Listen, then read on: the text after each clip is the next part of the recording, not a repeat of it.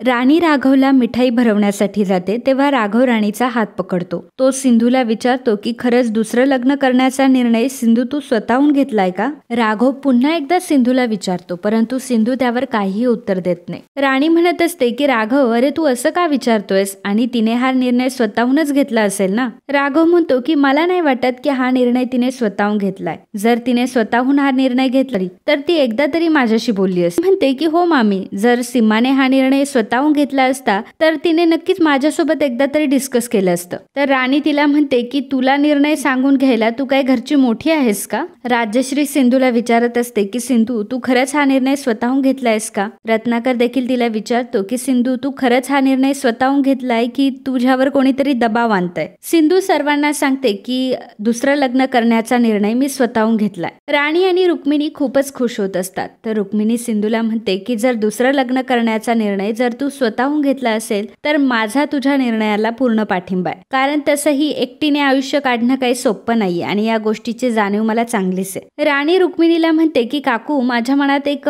विचार आला होता. मला असं वाटतंय की सिंधूचं तसंही या जगामध्ये कोणी नाहीये, तर मला असं वाटतं की सिंधूचं लग्न आपणच लावून द्यावं आणि आपण याच घरातून सिंधूची पाठवणी करावी. राघव मात्र रागानेच राणीकडे बघत असतो. तेव्हा रुक्मिणी म्हणते की जर सिंधूची या गोष्टीसाठी काही हरकत नसेल तर माझीही काही हरकत नाहीये. ते सर्व ऐकून राघव आता रागानेच तिथून निघून गेलेला असतो. त्यानंतर राणीच्या मोबाईलवर एक मेसेज येतो आणि मग राणी सर्वांना सांगते की एक आनंदाची बातमी आहे, सिंधूला बघायला उद्याच मुलाकडचे येणार आहेत. राघव इकडे फार चिडलेला असतो. तो रूम मधल्या गोष्टी इकडे तिकडे फेकत असतो आणि त्याने सिंधूच्या आप्पांना जे वचन दिलेलं असतं ते त्याला आठवत असतं आणि सिंधू सोबत केलेलं लग्न सुद्धा त्याला आठवत असतं. या सगळ्या गोष्टींचा त्याला फार त्रास होत असतो. त्याच वेळी आता राणी तिथे येते. राणी मनात म्हणते की मला माहितीये राघव, तुला खूप त्रास होतो या सगळ्याचा, परंतु माझ्याकडे सुद्धा आता दुसरा कुठलाही पर्याय नाहीये. जर सिंधूने दुसरं लग्न केलं नाही तर तू कधीच मला बायको म्हणूनही स्वीकारणार नाहीस. तुझ्या मनातलं तिच्याविषयीचं जे प्रेम आहे ते कधीही कमी होणार नाही आणि त्यामुळे आता मी कुठलीच ऍडजस्टमेंट करू शकत नाही. आपण तिघांनी सुद्धा प्रेमासाठी तडफडायचं हे मला काय मान्य नाहीये. राणी आता राघव जवळ जाते आणि राघवला म्हणत, सिंधूने एकट्याने दुसऱ्या लग्नाचा निर्णय घेतला त्यामुळे तुला खूप वाईट वाटलं असेल, पण खरं तर एकट्याने आयुष्य काढणं हे खूप अवघड आहे आणि यातून मी सुद्धा गेलीये. परंतु राघव राणीचं म्हणणं काही ऐकूनच घेत नसतो. दुसरीकडे सिंधू ही घरी आलेली असते आणि सिंधूला हॉस्पिटलमध्ये घडलेला प्रकार आठवत असतो की कशा प्रकारे राणीने तिला मरणाची धमकी देऊन सिंधूकडनं लग्नाचं वचन घेतलेलं असतं. सिंधू ही फार रडत असते आणि म्हणत असते की राघवचं माझ्या मनात जे स्थान आहे ते मी कधीच कोणाला देऊ शकत नाही, परंतु मी राघवला सुद्धा वचन दिलंय की मी सावीला कधीच त्यांच्यापासून दूर करणार नाही. पण आता मी काय करू, मला ही कोंडी सहनच होत नाहीये. दुसरीकडे राघव हा राणीला विचारत असतो की सिंधूला तर आतापर्यंत कधीच वाटलं नाही दुसरं लग्न करावं, मग आज अचानक तिने हा निर्णय का घेतला? तेव्हा राणी त्याला म्हणते की कदाचित सिंधूने आधीच असा विचार केला असेल. राघव म्हणतो की मला नाही वाटत की असं काही झालं. सिंधूने नक्कीच कोणाच्या तरी दबावाखाली येऊन हा निर्णय घेतलाय. ते ऐकून राणी घाबरते आणि मनातच म्हणत असते की राघवला माझ्यावर संशय तर आला नसेल ना? ती राघवला म्हणते की जर सिंधूने दुसरं लग्न करण्याचा जर निर्णय घेतलाय तर ठीक आहे,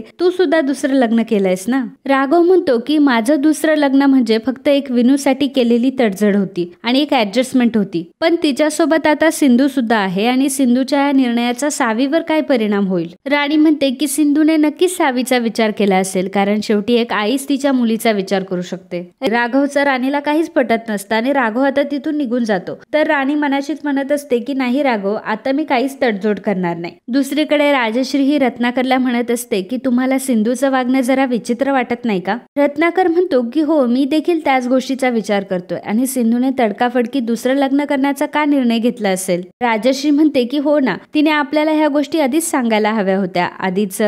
आधीच सावी आपली नात आहे ही गोष्ट सुद्धा तिने आपल्यापासून लपवून ठेवली. त्यानंतर तिने स्पष्टीकरण सुद्धा दिलं, परंतु मग तिने अचानक हा निर्णय का घेतला असेल? आणि जर आता सिंधूचं लग्न हे पुण्यातच नाही झालं तर आपली सावी पुन्हा आपल्यापासून दूर जाईल आणि आता मी माझ्या नातीपासून दूर नाही जाऊ शकत. रत्नाकर म्हणत असतो की तुझं सगळं खरं आहे, परंतु आता यावर उपाय काय असणार आहे? आणि मग ते दोघंही सिंधू सोबत बोलण्याचा निर्णय घेतात. रत्नाकर म्हणत असतो की सिंधूचं वागणं तर मला खटकलंय, परंतु त्यापेक्षाही जास्त मला राणीचं वागणं खटकलंय. राजश्री म्हणते की हो, मला सुद्धा. या राणीला एवढी काय घाई झाली तेच कळत नाहीये. रुक्मिणी तिथे येते आणि म्हणते की तुम्हाला तुमच्या नातीपासून दूर जायचं नाहीये म्हणून सिंधूने कायम एकटंच राहायचं का? तुम्ही इतका स्वार्थी विचार कसा काय करू शकता? रत्नाकर म्हणतो की वहिनी, तसं तसं नाहीये, परंतु सिंधूने असा निर्णय अचानक का घेतला हेच आम्हाला कळत नाहीये. रुक्मिणी मनाशीच म्हणत असते की शेवटी राणीने तिचा विचार केलाच, परंतु सिंधूला दुसऱ्या लग्नासाठी कसं तयार केलं तेच कळत नाहीये. त्यानंतर दुसऱ्या दिवशी सिंधूला बघण्यासाठी पाहुणे आलेले असतात. राजश्री त्यांचं स्वागत करते आणि सगळ्या घरातल्यांची ओळख करून देते. दुसरीकडे अन्वी ही सिंधूला तयार करत असते. सिंधू मात्र गप्प बसलेली असते आणि काय बोलावं हेच तिला कळत नसतं. ती सिंधूला म्हणते की सिम्मा, तुला आठवतंय तू लहानपणी मला गोष्टी सांगायचीस आणि आता त्यातलीच एक गोष्ट मला आठवतीये. तुला माहितीये ना, सिंड्रेलाची ती सावत्र बहिणी आणि सावत्र आई तिला किती त्रास द्यायचे ते. त्यांनी तिला घरामध्ये कोंडून सुद्धा ठेवलं होतं आणि मग त्यानंतर सिंड्रेलाला तिचा फ्रेंड भेटला आणि त्या दोघांचं लग्न झालं. आणि त्याच प्रकारे तुझा प्रिन्स चार्मिंग हा फक्त राघव मामा आहे, दुसरं कोणीच नाही. आणि ही गोष्ट त्या मधू मामीला आणि आजीला सुद्धा माहितीये, परंतु त्या मुद्दाम तुला त्रास देण्यासाठी हे सर्व करताय. सिंधू हसूनच तिला म्हणते की गोष्टीमध्ये आणि रिअल लाईफ मध्ये खूप फरक असतो.